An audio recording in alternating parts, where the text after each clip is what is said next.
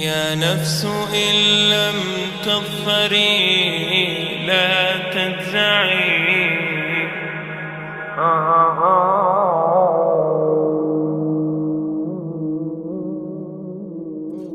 All the praise is for Allah, who is the author of all existence and the most generous to his creation, while he is also the all-compelling. He is the only one worthy of our worship, having no partners, no associates, no sons, no daughters, no one whom he must consult, and no one or anything which has any comparison with him. All the praise is for Allah, who is the King of all who claim sovereignty, the only one who has the right to legislate for his creatures. He is the giver of life. He is the causer of death, while death has no effect upon him, because he is the ever-living, the self-subsisting, the eternal and the only absolute. All the praise is for Allah, who has power over all things, and there is in reality no power and no strength, no influence to cause benefit or detriment except through him. It is he who created this complex world, the seen and the unseen, the evident and the speculative, the earth and all that is on it and everything that is in it. It is he who sent his messengers and prophets, alayhimus salam, with the common message of strict monotheism, which simply means that there's absolutely no one worthy of worship, no one worthy of our obedience except the Almighty, the One, the Absolute, and who has no partners.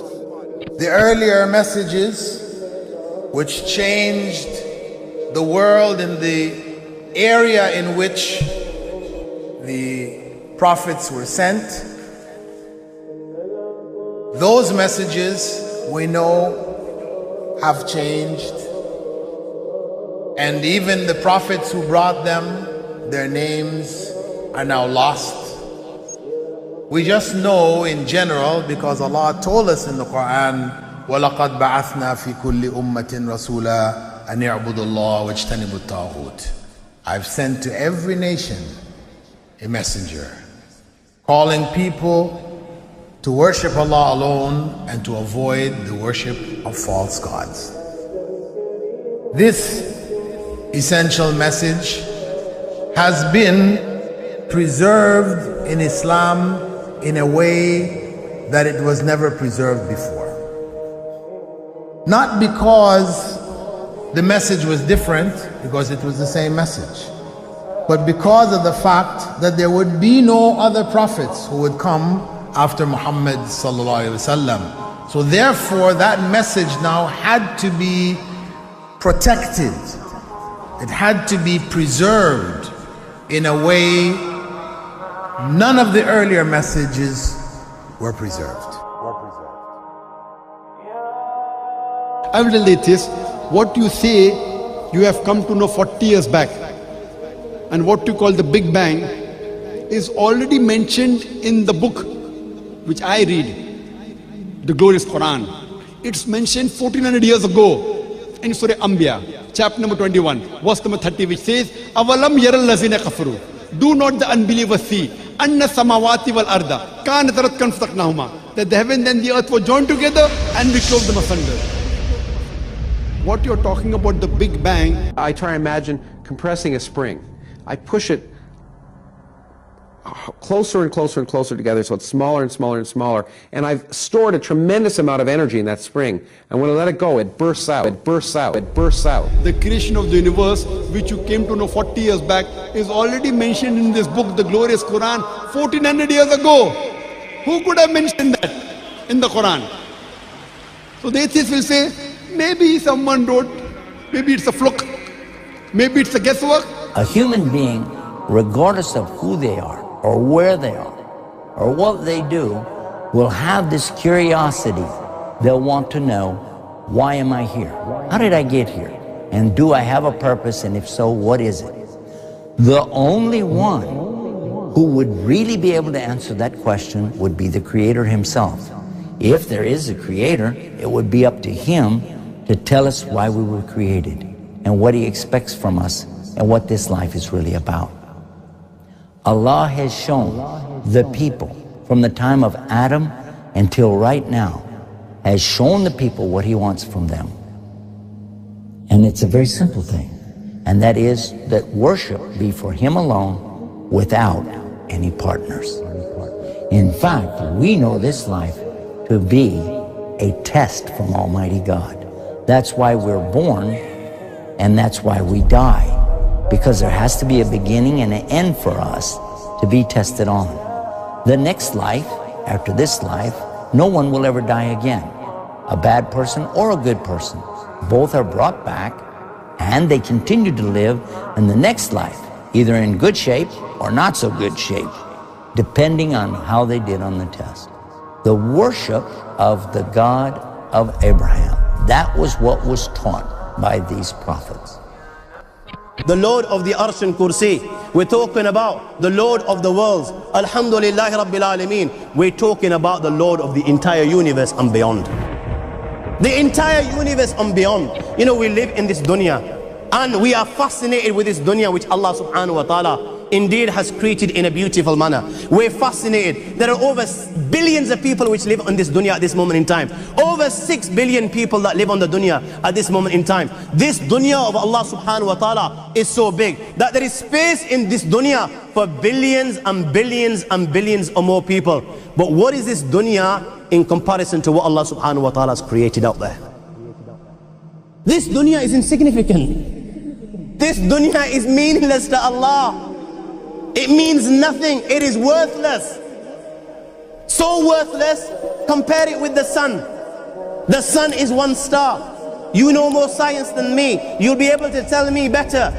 Take this planet Earth and you place it inside the sun, and you will be able to place 1.3 million Earths in the sun. 1.3 million Earths in the sun. Allahu Akbar. Allah is the greatest. The sun is one star. One star. There are stars out there which are millions of times bigger than the sun. You tell me this, that you need millions and millions of stars to make one galaxy. And then you tell me this, that there are zillions of galaxies out there. Let me tell you on top of this, my friend, after this, whatever you see above, when you raise your head and you look above, whatever you see above, the zillions and zillions and zillions of galaxies, let me tell you, this is everything there is within the first heaven. Everything there is within the first heaven, and Allah is the creator of 7 heavens. 7 heavens. And the distance between the first heaven and the second heaven is 500 years. You know, the distance that can be covered in 500 years, at what speed? Only Allah knows. Only Allah knows. But it will take 500 years to get from the first heaven to the second heaven. 500 years from the second to the third, third to the fourth, fourth to the fifth, fifth to the sixth, sixth to the seventh. Every time it will take 500 years. After the 7 heavens,